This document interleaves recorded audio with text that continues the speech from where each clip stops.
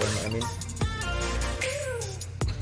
Perkenalkan, nama saya Dimas Hamzah, Prodi Manajemen Pendidikan Islam dengan NIM 20201531301. Yang saya hormati Bapak Amrudin selaku dosen pengampu filsafat pendidikan.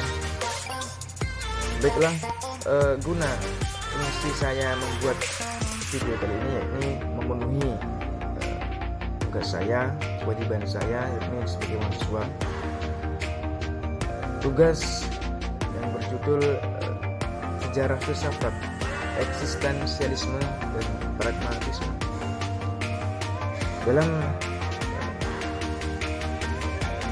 tugas kali ini terdapat section seperti kemarin yakni sejarah, lalu tokoh, lalu teori yang dilakukan oleh para filsafat tersebut, eksistensialisme dan pragmatisme dalam bidang pendidikan. Oke, langsung saja. Sejarah filsafat eksistensialisme merupakan aliran yang sempat menggemparkan dunia keilmuan waktu itu. Pada zamannya filsafat eksistensialisme, susah kata-katanya, merupakan aliran yang sangat menggemparkan dunia pada zaman waktunya atau fasenya. Manusia beramai-ramai mempelajari aliran ini, kendati pada masa mendatang aliran ini cukup rapuh pula. Pasti masa demi masa akan termakan usia, akan rapuh. Tidak tahan bertahap terhadap kritik pada masa awalnya. Istilah eksistensialisme dirumuskan oleh ahli filsafat Jerman yaitu Martin Heidegger pada tahun 1889 sampai 1976. Sedangkan akar metodologi pengetahuan ini bersumber dari tokoh fenomenologi yakni Edmund Husserl pada tahun 1859 sampai 1938. Epos sebagai salah satu cara fenomenologi dalam mencapai kebenaran. Nampaknya cukup berpengaruh dalam perenungan eksistensialisme. Pada dasarnya, istilah eksistensialisme merupakan reaksi kecenderungan terhadap semangat zaman modern, terutama terhadap pemuflakan akal manusia. Dan karena itu, eksistensialisme secara khusus dikatakan sebagai lawan dari aliran rasionalisme. Semua itu tidak mengherankan dalam filsafat, memang itu adanya. Dari kritik, antar kritik, tesis dan antitesis, atau terbentuk pengetahuan baru atau tesis. Sehingga filsafat terhadap suatu kritik. Bila terjadi kritik, orang biasanya meninjau kembali pokok pangkal yang lama dan mencoba apakah ia dapat tahan uji. Itulah mengapa ada yang mengatakan bahwa filsafat ini anti kemapanan. Kemudian pada awal abad 19, Kierkegaard telah menyaksikan kecenderungan rasionalisme yang meletakkan akal manusia sebagai satu-satunya ukuran bagi segala realitas apapun dunia ini. Serta kemajuan intelektual dan ilmu pengetahuan menyebabkan terjadinya dehumanisasi dalam kebudayaan Eropa. Akal dianggap sebagai sumber utama tentang kebaikan bagi semua pengetahuan manusia, dan dari itu tidak ada pengetahuan yang dianggap benar. Akibatnya kebenaran agama mulai dikritik dan diragukan, sehingga tidak berlebihan sekali juga abad 19 dianggap sebagai abad pemberontakan terhadap agama. Jadi ketika abad 19 merupakan abad yang dikenal dengan abad pemberontakan terhadap agama.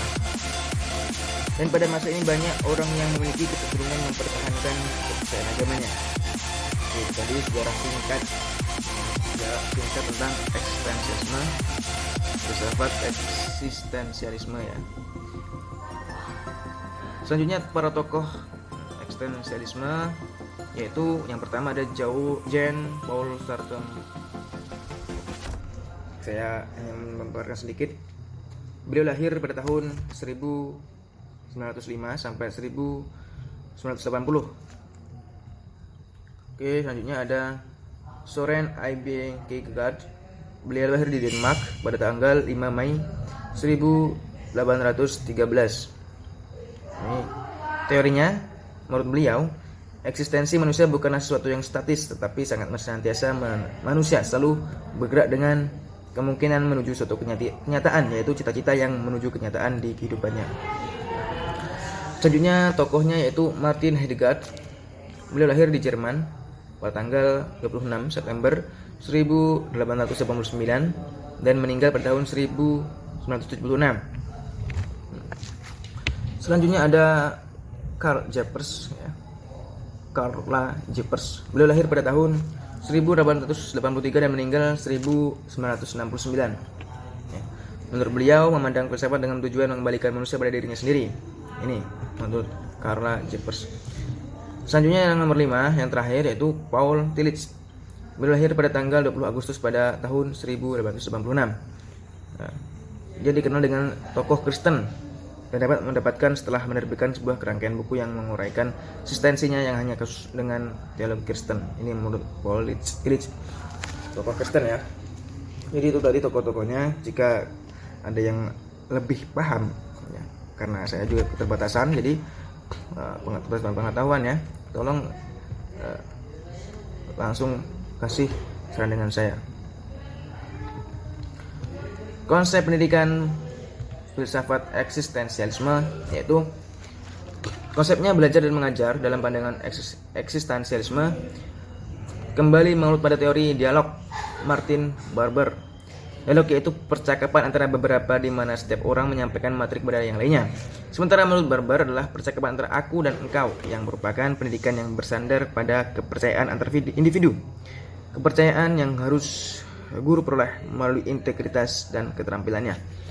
Jadi menurut saya ini hampir sama dengan sistem seperti perkuliahan ini ya, sistem diskusi, dialog, sama dengan konsep pendidikan eksistensialisme. Jadi kata eksis ya. Selanjutnya yaitu sejarah filsafat pragmatisme. Ialah aliran filsafat yang mengajarkan bahwa yang benar adalah segala sesuatu yang membuktikan dirinya sebagai yang benar, dengan melihat pada akibat-akibat atau hasilnya yang bermanfaat secara praktis.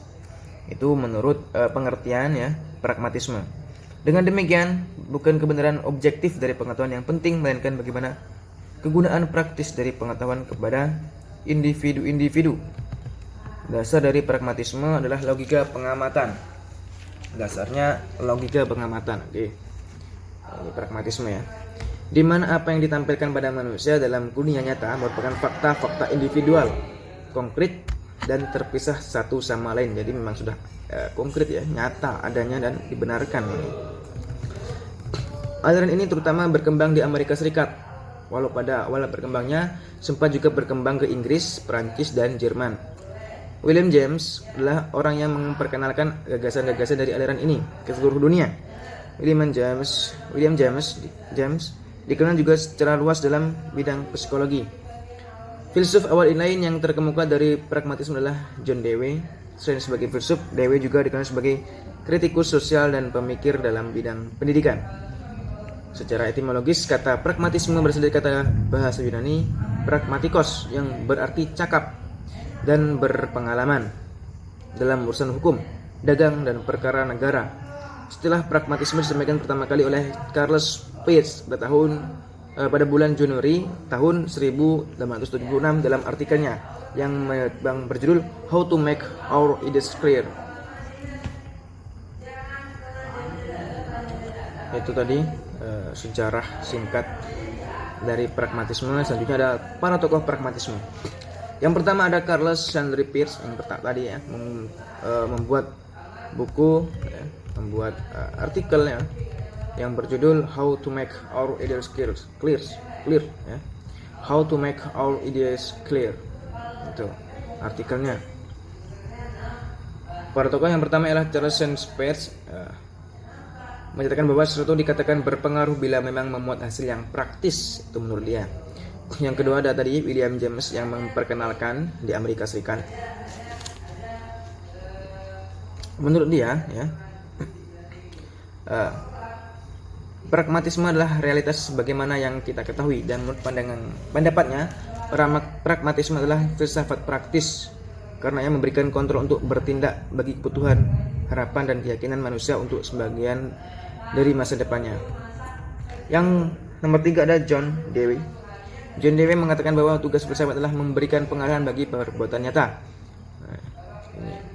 Memberikan pengarahan bagi perbuatan nyata. Berarti hampir berbeda dengan eksistensialisme yang mana dia bertentangan dengan rasionalisme. Kalau menurut saya pragmatisme ini lebih sinonim dengan rasional ya. Yang nomor 4 ada Herakleitos. Pemikiran Herakleitos yang paling terkenal adalah mengenai perubahan-perubahan mengenai alam semesta. Ia terkenal dalam ucapannya Pantarengkai Uden Menei, yang berarti semuanya yang mengalir dan tidak ada satupun yang tinggal tetap. Melalui ajaran tentang hal-hal yang bertentangan tetapi disatukan dengan logos. Herakleitos disebut filsafat sebagai filsafat dialektis melalui ajaran tentang hal-hal yang bertentangan tapi disatukan logos. Herakleitos disebut filsafat dialektis yang pertama dengan sejarah filsafat. Selanjutnya ada konsep pendidikan dari pragmatisme, itu mengarahkan agar subjek didik saat belajar di tak berbeda ketika ia berada di luar sekolah. Jadi pendidikannya lebih ketat ya, di sekolah dan di luar sekolah.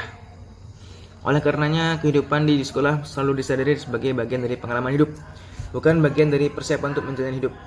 Di sini pengalaman belajar di sekolah tidak berbeda dengan pengalaman saat ia belajar di luar sekolah. Kurikulum pendidikan pragmatis berisi pengalaman yang teruji yang dapat diubah. Demikian pula minat dan kebutuhan siswa yang dibawa ke sekolah dapat menentukan kurikulum. Menurut saya ini di luar dan di dalam sekolah tetap pendidikannya tetap. Tadi penjelasan yang singkat dan yang sangat kurang, menurut saya sangat kurang pengetahuan, mungkin sangat sulit dipahami. Mohon maaf. Terima kasih Pak Amiruddin. Sekian, terima kasih. Assalamualaikum warahmatullahi wabarakatuh.